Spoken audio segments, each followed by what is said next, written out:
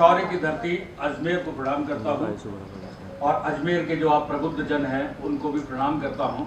26 तारीख अजमेर के लिए काफी महत्वपूर्ण है और हो भी क्यों नहीं, या हम 5 साल के लिए एक ऐसे व्यक्ति का चयन करेंगे जो अजमेर की सोचे, जो राजस्थान की सोचे या देश की सोचे, जो राष्ट्र निर्माण की सोचे, अजमेर के विकास की सोचे। आज अजमेर की बात करते हैं तो 2 जगह पे आके अजमेर सिमट जाता है, आना सागर को देख लो या एक और जगह, जिसको लेकर अजमेर के विकास के बारे में हमें सोचना चाहिए। आज अजमेर के अंदर इतना ज्यादा डेंसिटी बढ़ चुकी, पॉपुलेशन बढ़ चुकी, ट्रैफिक का इतना बड़ा प्रॉब्लम हो चुका कि एलिवेटेड रोड्स की अब जरूरत पड़ने लग गई शहर को। इस शहर को मेट्रो की भी जरूरत पड़ने लग गई। अजमेर का विकास किस तरीके से होगा, कौन किस तरीके से सपने लेके चल रहा है, आप सब बैठे हैं, आप सबसे बातचीत होगी, बातों के अंदर कुछ चीजें निकलेगी, आप बेबाक अपनी बात कहें।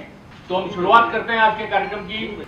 मैं बुलाता हूँ अब डॉक्टर अशोक मिश्रा जी। मैं साहब डीवी कॉलेज में ज्योग्राफी में हेड डिपार्टमेंट रहा, गवर्नमेंट कॉलेज पुष्कर से रिटायर हुआ एज ए प्रिंसिपल। मैं ज्योग्राफी पढ़ाता रहा, इसलिए देश की जो सीमाएँ हैं उनको आपको पता ही है कि कहाँ कहाँ हमारी ज़मीन चाइना ने, पाकिस्तान ने, श्रीलंका ने कहाँ ले रखी है, वो एक अलग विषय है। वर्तमान विषय किससे संबंधित है? चरित्र से संबंधित है। हमारे पास राष्ट्रीय चरित्र आज़ादी के बाद कभी रहा नहीं और किसी नेता ने राष्ट्रीय चरित्र बनाने की कोशिश नहीं करी।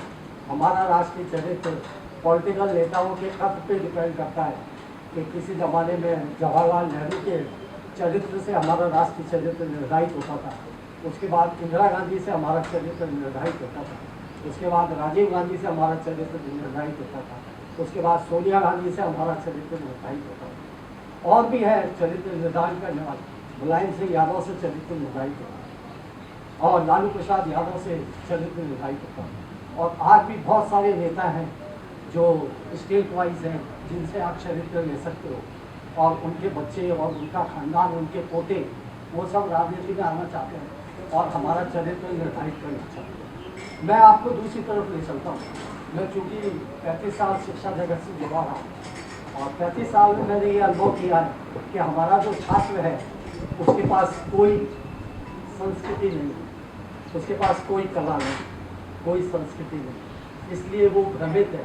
उसको जो पढ़ाया जाता था वो मुगलों का इतिहास पढ़ाया जाता है और उसको राष्ट्रीय चरित्र पे कभी इंटरेस्ट नहीं रहा। वो हिंदू हीन भावना से ग्रसित रहा, उसको भविष्य खतरे में नजर आया।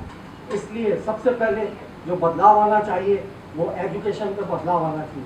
और हमारे कोई भी बच्चा हो भारत में जो जन्मा है उसको समान एजुकेशन का अधिकार, समान सिलेबस पढ़ने का अधिकार, समान तरह की भाषा पढ़ने का अधिकार। और जो देश अपनी भाषा पे गर्व नहीं करता है और दूसरों की भाषा पे गर्व करता है, इसलिए हमारे पास बहुत सारे क्या है आज क्रिश्चियन मिशनरीज के हाथ में हमारी संस्कृति है।